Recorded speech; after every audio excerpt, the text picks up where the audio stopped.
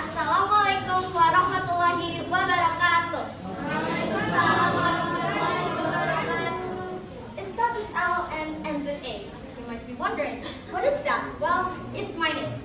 Hi, I'm Lina Fairuza and best known as Lina. I come from SMP Internet Al-Kausar and is currently sitting in 7th grade.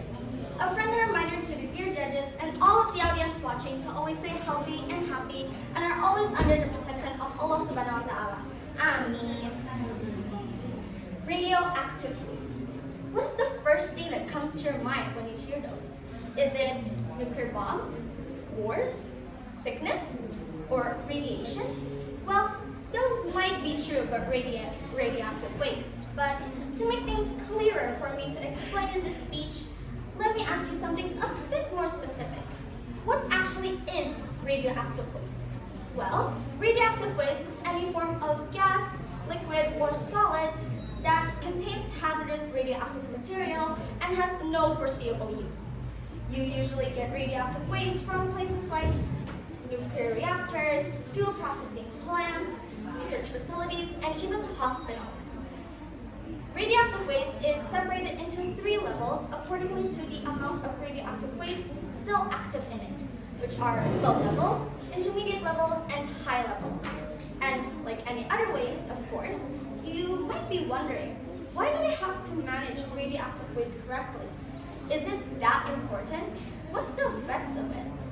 Well, as I said before, radioactive waste contains hazardous radioactive material, which emits radioactive particles that can be very dangerous for us humans and the environment. For us humans, it can higher the chances of cancer, do radiation sickness, and even cause death. For the environment, it can pose a threat to agricultural lands, fishing waters, freshwater sources, plants development and growth, and so much more.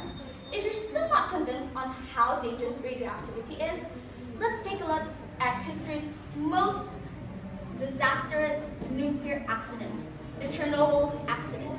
A small explanation about the Chernobyl accident: it is caused by a cocktail of human flaws and flawed reactor designs, which created Unit 4 to explode and released 400 times more radioactive particles than the Hiroshima bombing during World War II. I mean, until now, even after decades after the accident, it is still inhabitable and no one is allowed to live there because of the high radioactivity that can cause serious illness. Just see how dangerous radioactivity is.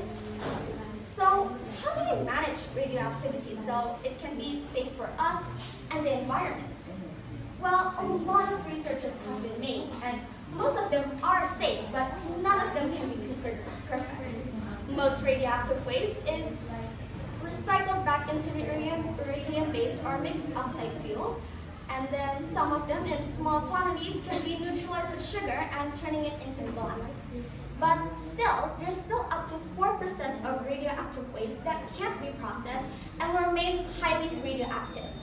So what do we do? Well, it's just a waiting game at this point because as time flies by, the radioactivity will decrease and will be safer for us humans and the environment. But it can range from 30 years up to 20,000 years to fully be safe to our environment depending on the radioactive material. So, most of these 4% are brought down to deep mines and then been buried so that it won't leak into the environment and endanger us. But it's still not the safest option as it can endanger the generations in the future if they're digging. There's also considerations for space stuff, but for right now, it's not possible for that yet because the technology we have right now isn't very, very much to bring too much value up into space.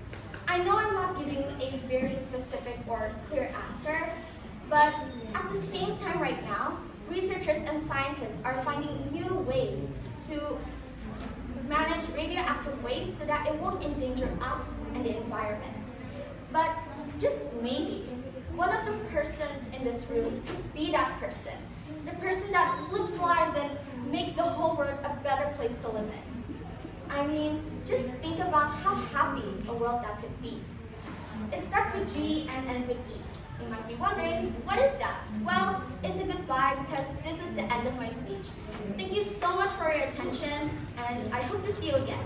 Wassalamualaikum warahmatullahi wabarakatuh.